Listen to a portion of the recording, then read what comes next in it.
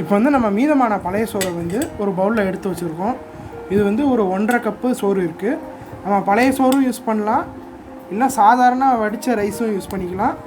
Biryani rice எதுனாலும் use பண்ணலாம். நம்மளுக்கு வந்து இப்போ வெந்த அரிசி இருந்தால் போதும். ஓகே, இதில் வந்து நம்ம இப்போ வந்து 1 கப்பு ரவையை சேர்த்துடலாம். சேர்த்துட்டு நல்லா மிக்ஸ் பண்ணிடுங்க கரண்டியை வச்சுட்டு. வந்து இப்போ நம்ம 1 கரண்டி தோசை மாவு ஊற்றிடலாம். தேவையான அளவு உப்பு போட்டுருங்க. இப்போ இது எல்லாத்தையும் நல்லா மிக்ஸ் பண்ணிடுங்க. ஸ்பூனை வச்சு மிக்ஸ் பண்ணிங்கன்னா உங்களுக்கு அந்த அளவுக்கு சோறு வந்து நசுங்கி உங்களுக்கு சேராது ஒன்றா. அதனால் கையால் நல்லா பிணைஞ்சிருங்க எல்லாத்தையும் ஒன்றா. இப்போ நான் இது எல்லாத்தையும் கையால் பிணைஞ்சிட்டு உங்கள்கிட்ட காமிக்கிறேன். இப்போ இது நம்ம கையால் நல்லா மசிய பிணைஞ்சாச்சு. பார்த்திங்கன்னா உங்களுக்கு இந்த அளவுக்கு டெக்ஸ்சர் வந்துடணும். லைட்டாக மாவு மாதிரி இருக்குது. ரொம்ப அழுத்தி பிணைய வேணாம், லைட்டாக பிணைஞ்சாலே போதும். இப்போ நான் அழுத்தி காட்டுறேன் பார்த்திங்களா, இந்த அளவுக்கு டெக்ஸ்சர் இருந்தால் போதும். இதுக்கு வந்து தண்ணி நம்ம ஊற்றணுன்னு அவசியம் இல்லை. இது பழைய சோறாக இருக்கிறதுனால தண்ணி நம்ம ஊற்ற தேவையில்லை.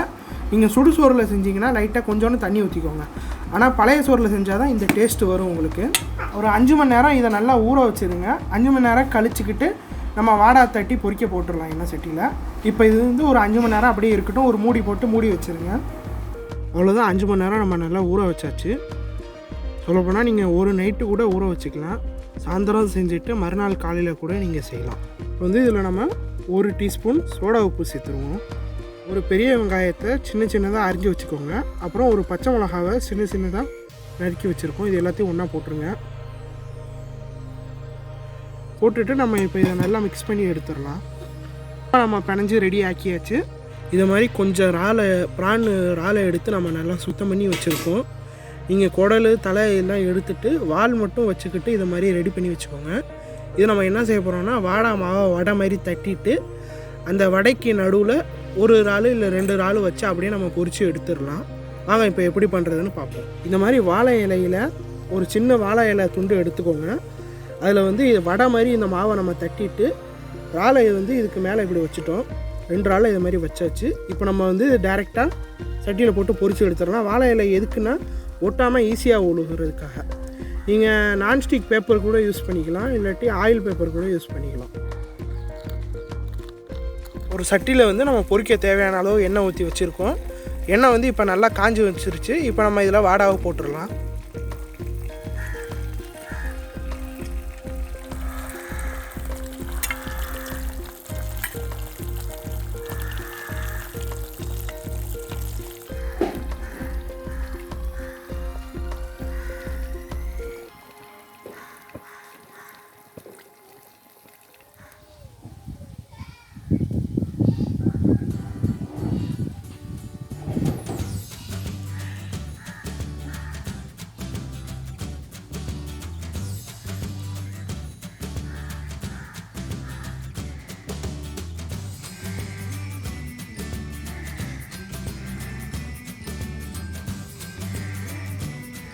வந்துருச்சு வாடை.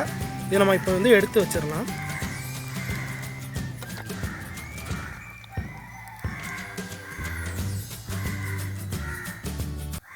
அவ்வளோதான், சுவையான வாடை ரெடி ஆகிடுச்சு. வீடியோ பார்த்ததுக்கு ரொம்ப நன்றி.